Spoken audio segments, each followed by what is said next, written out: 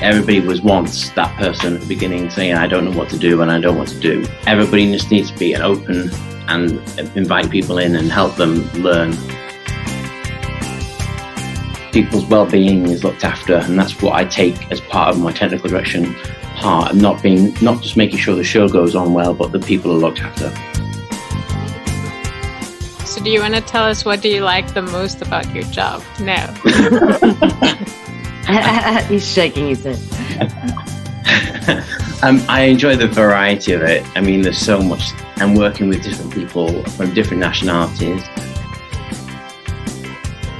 Welcome to the TheatreArtLife podcast. And hello, we're putting the spotlight on those who create live entertainment around the globe, the culture creators, the backstage masters. My name is Anna Aguilera. And my name is Anna Robb. On this episode, we'll be talking to Gareth Smith about technical direction. Gareth is a technical director based out of London in the United Kingdom.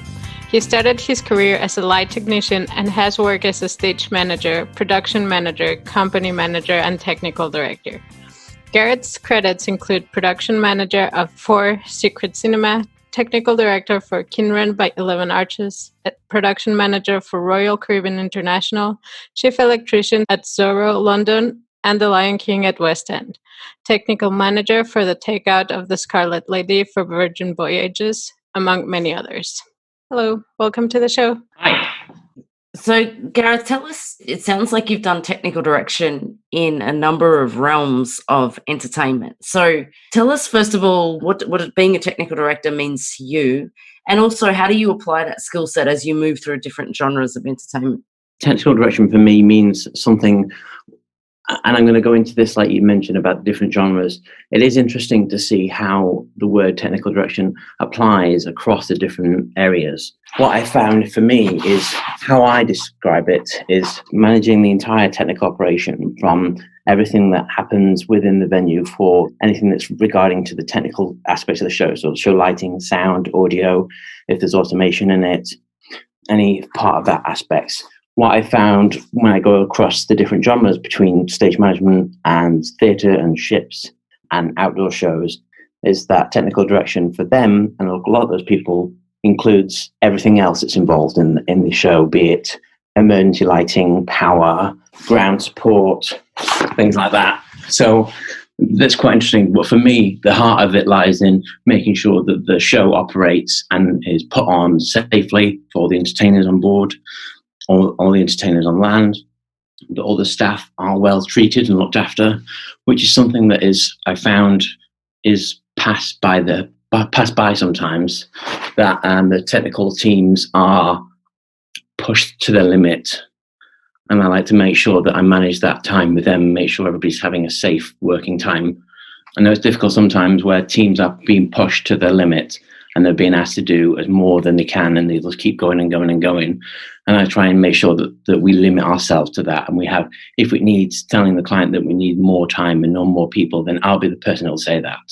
And then make sure I can be the bad guy for all those guys that are working on the event, because I like to make sure that everybody is looked after, which is something that is, when you go from cruise ships to land-based to outdoor to live, it's lost in this abyss of when you get the show up and running. And often that, especially when you're working with a number of freelancers, there's nobody to really defend them, right? Like they're not full-time, they don't have all those benefits. So it's really got to take somebody to take care of their interests, really, right? That's right, yeah. And nobody really looks after them. Nobody looks after especially say like freelancers on, say like a corporate job in London that myself or nobody else has met before. So they come in for that day and just to do that job on the thing.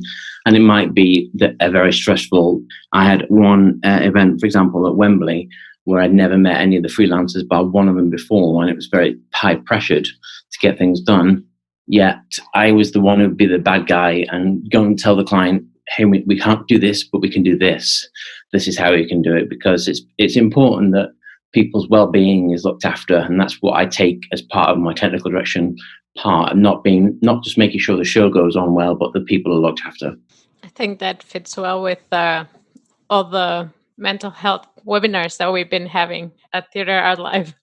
Yeah, we had that discussion this morning about taking care of people and and making sure that they have the right needs and all of their needs are met in terms of mental health, and adequate time and adequate rest and adequate support is important for people to be feeling happy in their job, basically. Absolutely, yeah. If they don't feel happy, like I've said this to people when working on cruise ships, if you're not happy being here, let me know and I'll make sure you get home, because there's nothing worse than being at work and not liking it.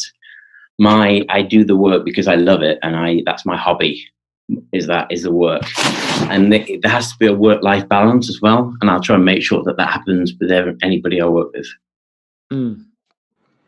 Let's talk about the technical part of technology. So how does each company or show approach the technology part differently? What kind of technology do you use, and what do they expect you to know? Is it like, okay, we'll just build a set versus we're gonna bring everything, or we have the most high tech that we can find? What I found is that, say, like for example, Royal Caribbean, who have taken me now many times to work up their aquatheatre, their understanding is that they bring in the technology. You know, my part or my take in that is I don't really get a chance to say of anything what will happen or what will do. I have to just learn what's been put in and do that. Versus, for example, the land gig for Bickering, for example, up in the northeast, I had 90% say of what would happen and what technology we brought in for that, which made it easier because, for example, Kinran there, which was really good for me as a little step back, was I said at the beginning of the interview that I was a volunteer to start with myself. So Kinran is built on all volunteers. It's a cast of 1,000 volunteers plus 500 technicians, which are all volunteers. So it was really nice to do that sort of flip back and give back as a volunteer back to them. But for me as technical director for them, that was, it was important for me to bring in the technology that I knew that they could manage and they could look after themselves in the show, versus bringing in stuff that's be way, way out of control to teach people how to operate it in a short period of time over 2 months, every weekend in 2 months, to try and teach them how to do it. So for me, for the technology side, it does vary. So I've gone from either having no say into it to having all the say into it. And then in between as well, working on different corporate gigs in London and far, is dealing with going into different shows and entertainments and venues across here in London and also in Europe, having some say in the kit that we bring with us based on the technicians and the technicians and the freelancers we're having on the gig, and then also working with what the venue has to offer, and then having to try and get as much information from the venues and from the clients as possible to give that information back to the technicians prior to them starting. So for me, for my job, is what I find is the technology is quite difficult, but to try and get the information out, whatever it is, to the people before the job starts. That's the most important thing, to try and get that information out there. And that's what we did with Virgin Voyages as well. It was we had a new team that went out there, and there was the team on board was probably out there quite early before the ship even started to move around. But we had them come on board and learn the technology from the people who were installing it. So everybody who was installing the sound and the lighting, we had the guys that would be actually running it, working with them on board to learn that technology. And that's how we sort of set that forward. And it's a really good way for them to learn. It's quite difficult sometimes because it's a little bit monotonous some of the days, but generally they were able to learn all the information they needed to know from the people who are installing the equipment. Generally, you've got to be potentially very adaptable depending on what project you're going to take, because your role changes. Essentially, you're channeling the technical information down to crews, but sometimes you're leading that, and sometimes you're just taking it from what has been given to you. And that's an interesting thing because when you're trying to define what your job is, it's never one thing, right? Yeah, it's completely different. It's taking everything that's technical and their people and what their perception of you is, and taking that into a big ball, and then trying to pick bits out of it and feed the correct information to the people and to your technicians that are operating it. So it's never one simple thing. It's never one technical director is this. You can't go into a book and write it and say this is the technical director. It's completely varied upon the end client. And I think that's something that's quite unique about the industry as well, because, it's like an accountant is an accountant. Whereas, sometimes I'll get to a gig and I'll say, okay, what is their expectation of my role in this gig, right? And how do I have to fill that for them? I know what I think I'm doing, but what do they think I'm doing? And then let's meet together. So tell us about, how do you think technology will continue to shape show business in terms of new technologies? Obviously, with so much changes so quickly now in terms of technology, and as soon as you buy gear, it's kind of old because new stuff is coming out, and it's not necessarily, I'm of the belief that it's not necessarily the latest and the greatest that means that you're going to have a great show. It's how that technology is used that is important.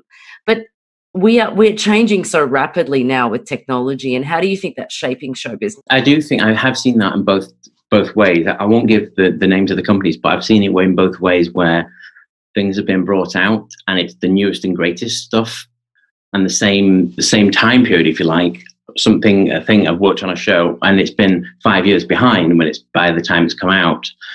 And I think it's just still both great shows on the end, same, amazing products.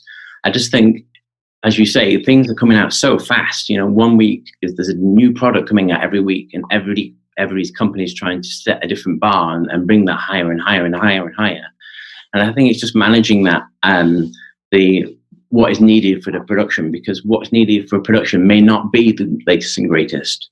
It may be something that's been around for a while, and that I've found usually that is the case, because it may be the latest and greatest, but there may be 3% of the population of technicians who know how to use it and use it well. So it's about, I know I've got a massive group of really strong lighting technicians who know how to work a Grand May, or work a hog, or work a lighting desk, and how to manipulate the lights and give a great effect. And that's what I want from a production. And I want people who know it, not have to get a new show up and running with a solid crew, but have zero information or zero referencing against the product.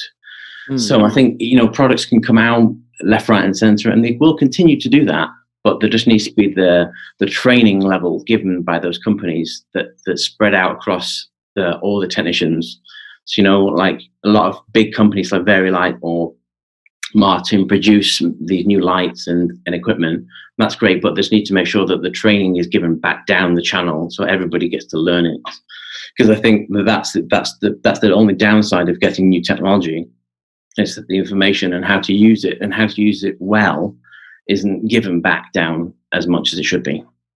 I have two questions related to this, but unrelated between them. One is, okay, let's talk about training and how the specific companies will train us on their equipment, and how that relates to, well, in here in the US would be maybe USITT or ETCP for the training, and I think for you in the UK would be the ABTT, the Association of British Theatre Technicians.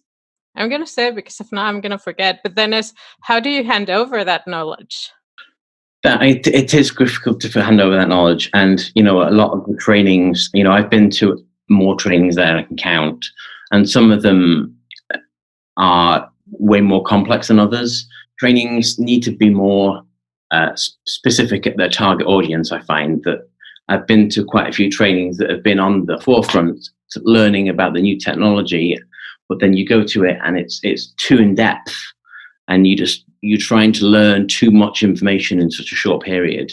So it's really difficult to try and get the right information from companies who, I guess, in a way, are trying to make sure they're not spending too much money on training and not spending more of their time on it. But what the end up product is you're getting a training that's maybe out of 10 people in the class, 3 or 4 are able to learn and pick it up really fast, but others are just picking up some of it and then not enough. So training needs to be more developed and more directed at the people that they're offering it to. Some companies do it really well, and some just are lacking behind and just offering a general training or an advanced training, but there needs to be different more levels for people to pick up. People pick up at different rates, and that's what we just need to get into more.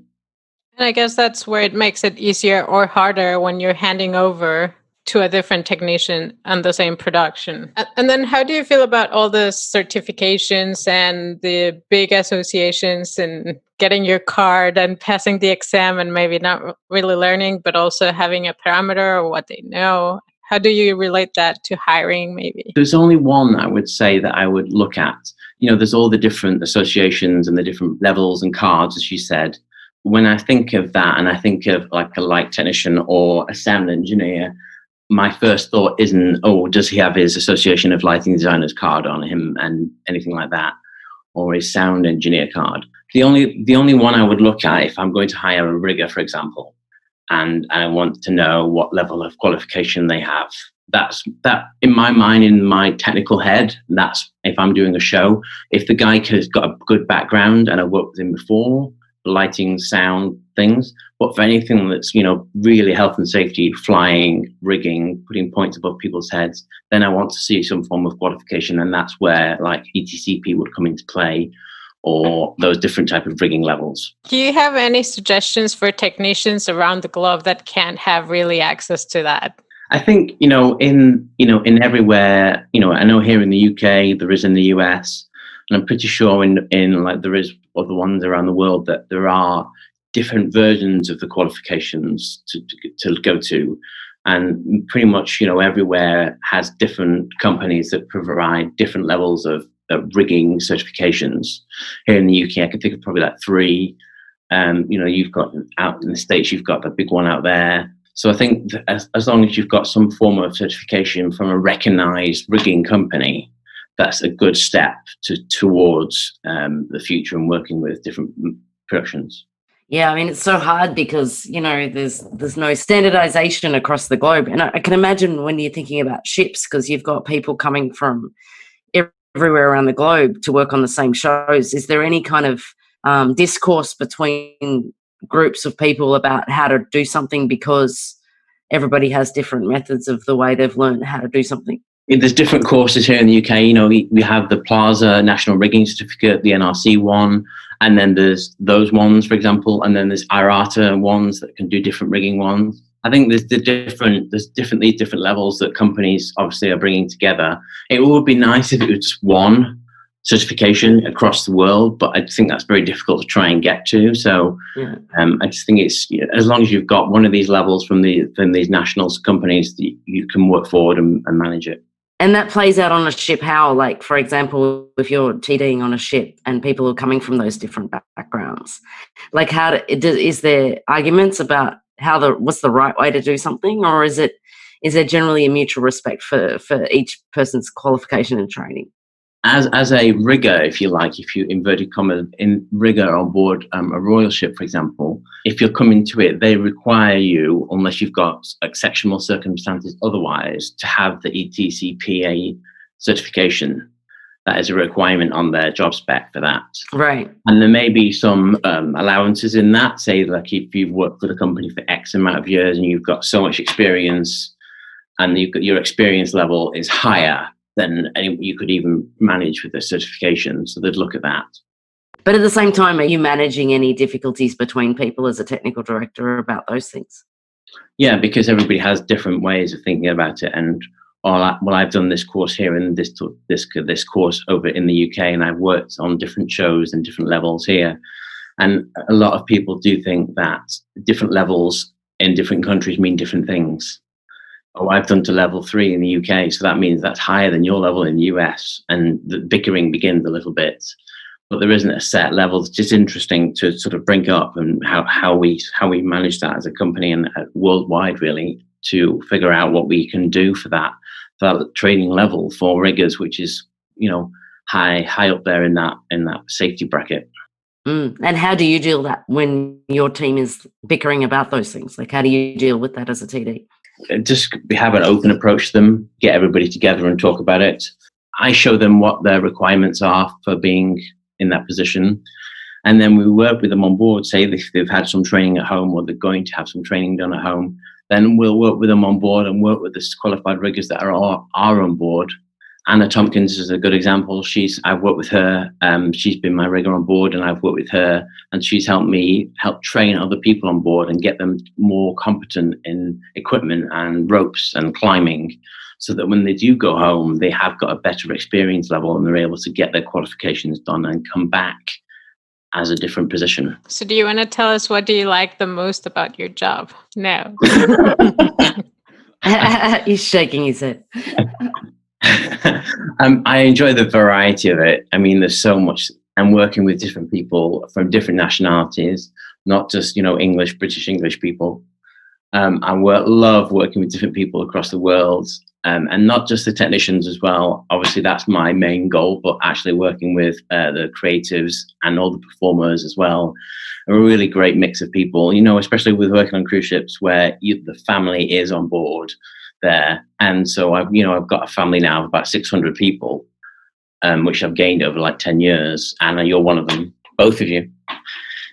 And I think it's the participation levels of and the interactions that you have with people really makes the difference. And then at the end of the day, seeing the show you've put together, I'll give you an example. Kinran, when I worked on the show up there, when I started, I'd never seen the show. I'd only watched it on a little iPhone screen that had been playing. So that's how I saw the show. And then when we put it all together, and on that opening night, and I stood up on top of the control booth, watching the show to come together, and I was like, yeah, I did that. That was really good. And then to get that really good glowing feeling inside and then work together on the future shows, that's what really gives me a buzz. And if you could change anything about how the industry works, what would you change? I would change the levels of how people are perceived is sometimes harder than it needs to be. I think it's difficult sometimes these days to get into the industry because people are given a hard time a little bit to come in or want to be a stage manager. You'll never be a stage manager. I think it needs to be a lot an easier way to get in and to have the support from everybody. Not everybody is supportive, and everybody needs to be. Everybody was once that person at the beginning saying, I don't know what to do and I don't want to do. So I think everybody, myself, I sometimes I'm harsh on other people and it just happens to be that way, but everybody just needs to be an open and invite people in and help them learn.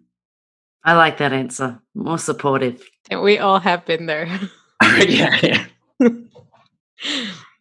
Well, thank you very much for joining us today. It's been very nice and very good to have a different approach of what theatre is or live entertainment. Thank you very much.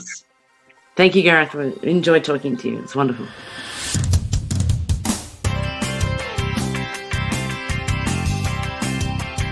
Gareth's production company is called Tech Production Services, and you can find them online at www.techproductionservices.com.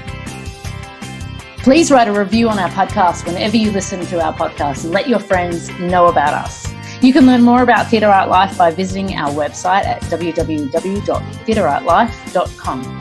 And you can follow us on social media and leave your questions or comments on Facebook, Instagram, LinkedIn, Pinterest, Twitter, or YouTube. We really want to thank David Zaya for composing the music for our podcast and Michelle Sharotta, who is our sound engineer. We are your hosts, Anna and Anna, and this is the Theatre Art Life podcast, where we put the spotlight on those who create live entertainment around the world.